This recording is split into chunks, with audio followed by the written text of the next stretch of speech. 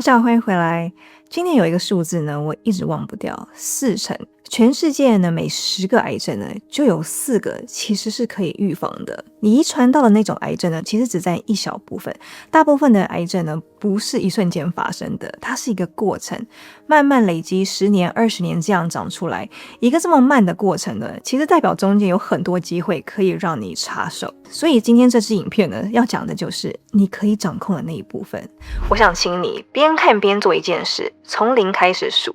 影片呢，每讲到一件跟你有关的事呢，你就加1。那个数字听起来可能有点可怕，可是呢，它其实就是一张清单，一张你可以动手去改变的清单。我们今天要聊的是，就是癌症预防。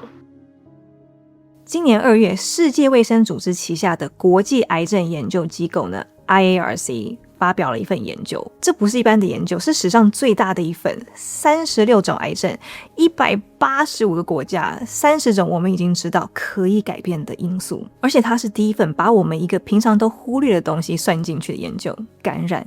这个等一下呢我会回来讲，因为它是大部分人完全没有想到的一块。最大的因素呢，你应该已经猜到，就是抽烟，大概占了这个癌症的1/5。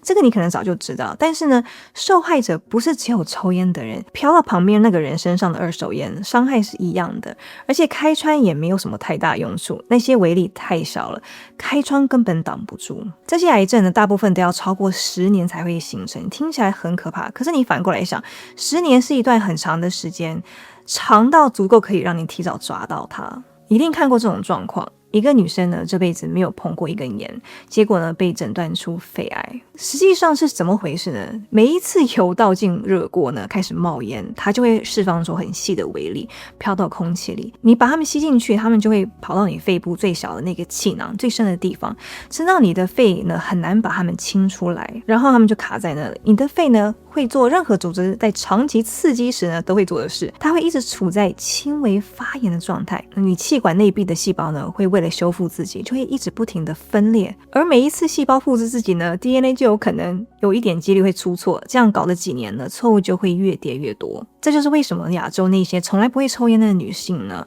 会得到一种很特殊，可是研究很清楚的肺癌。这个跟抽烟者还不太一样，这不一定是运气不好，有时候呢是那些线索呢已经在你家可能厨房待了好几十年。研究里常常提到亚裔美国女性呢，因为在这个族群里从不抽烟呢，却得到肺癌的比例特别高。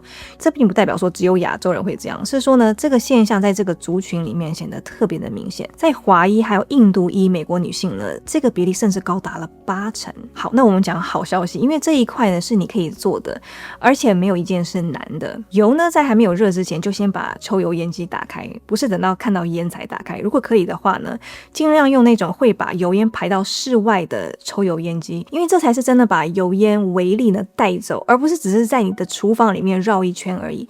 煮完之后呢，再让它多开个几分钟呢。还有一开始就不要让油热到冒烟，如果它已经冒烟呢，那就代表说已经在释放那些我们一定要避开的东西。而且现在有一种筛检，就是低剂量的电脑断层，就是 low dose CT， 可以在肺癌还很小呢，还很安静的时候呢，就把它找出来。虽然它不需要每一个人呢每年盲目的去找，但如果你长期有煮饭、长期暴露油烟、有吸烟史或者其他的肺癌高风险因素呢，这一步呢就可以大大改变你的胜算。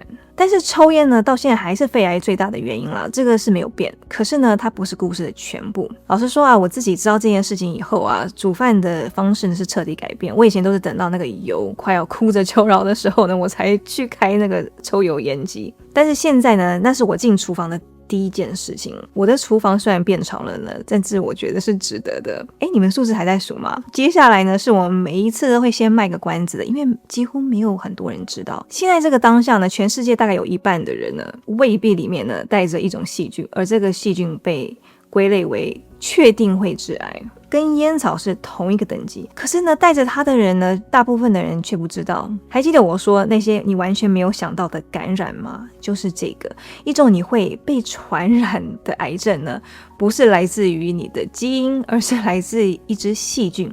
而它呢，竟然占了在那个4层里面非常大的一块。这个细菌呢，叫做幽门螺旋杆菌。H. pylori， 它住进你的胃壁，然后就安安静静的待在那里，一待就是好几十年。你的胃整段时间都在一种低度的发炎、慢慢闷烧的状态。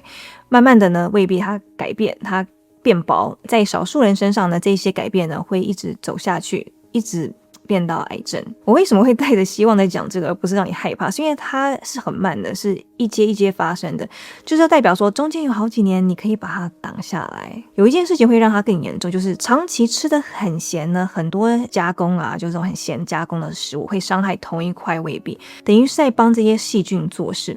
你不用永远戒掉这些东西，只是说不要每一天都吃。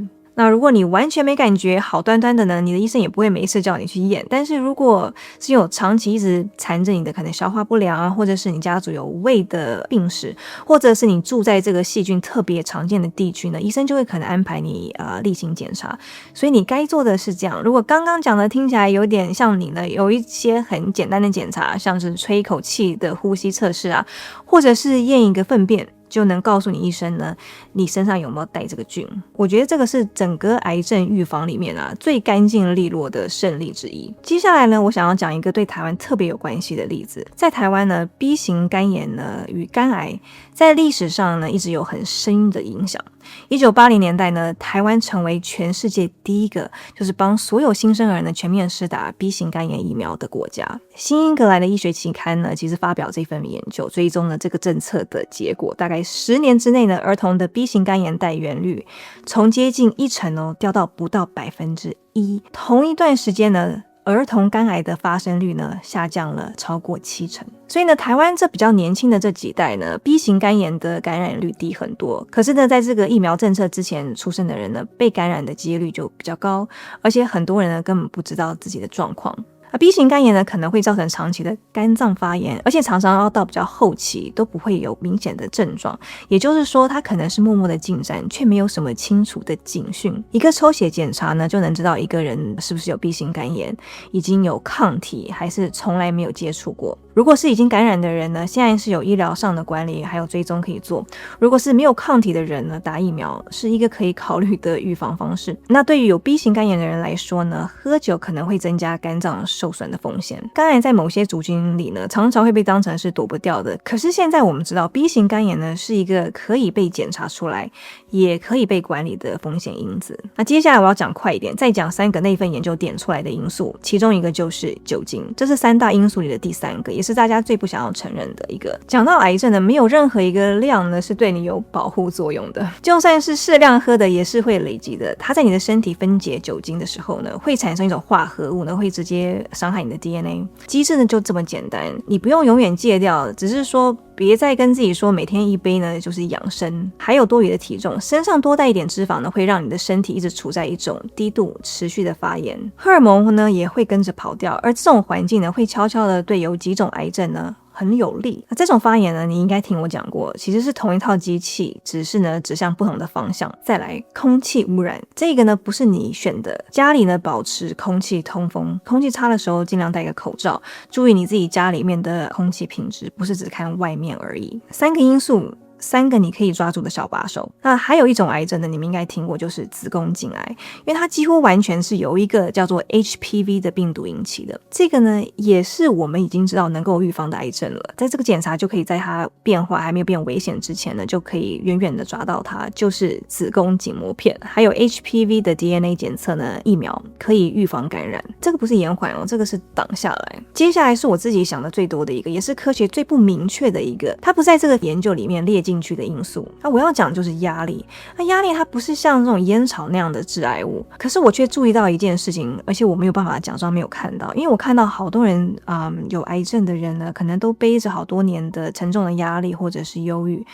而研究呢给我2个还算诚实的理由，说明了为什么这可能不只是巧合，因为你不是一堆的各自独立的器官加上一张检验报告而已。我觉得这一块呢之所以常常被忽略，是因为我们太专注在避开某些特定的东西，结果忘了呢，其实你每天生活在里面的那个内在的环境其实也很重要。你心里会背的东西呢，会影响你怎么睡，怎么恢复，还有呢，你有没有忘了做一些可能很需要的检查与治疗。第一个理由呢，我觉得就是跟你的免疫系统有关，因为每一天呢不是偶尔，是每一天你的身体呢都在找出那些不正常的细胞，它趁着它还没有变成什么东西之前呢，把它们清掉。那这个巡逻呢是一直在跑的，可是长期的压力会悄悄的让这个巡逻队呢人手不足。第二个理由呢其实更简单，因为压力会让你睡得更差，喝得更多，跳过该做的检查，不想动。那实际上你可以做什么呢？如果我说放轻松就好，我觉得可能没有办法帮任何人。我觉得我们可以从小的还有真实的开始做，给自己一个假，而且不是说一定要出去玩，就一个下午也可以，就是几个小时也可以，试试看冥想10分钟也好。还有我最想要推荐你做的一个，就是它不用花钱，你在哪都可以做，就是学会控制你的呼吸，刻意把它变慢。光是这件事情呢，就可以把你的身体从压力的状态里面拉出来。如果呢，我今天听我这么多呢，你只听到这件事情就够了。你不是要把压力消灭掉，你是要给你的身体呢几个可以喘口气、可以恢复的窗口。好，我今天想要讲的就是这些。所以呢，你们今天的数字是多少？我今天讲的那个研究呢，发现肺癌、胃癌加上子宫颈癌呢，加起来就占了所有可预防案例的将近一半。其中肺癌呢，主要是跟抽烟还有空气污染有关。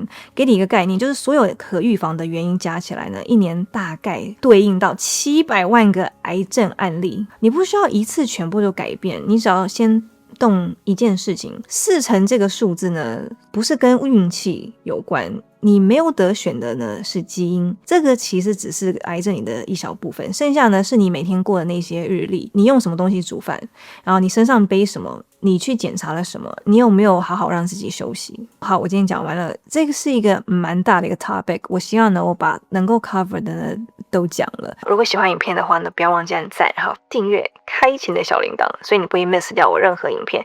那我们下次见咯，拜拜。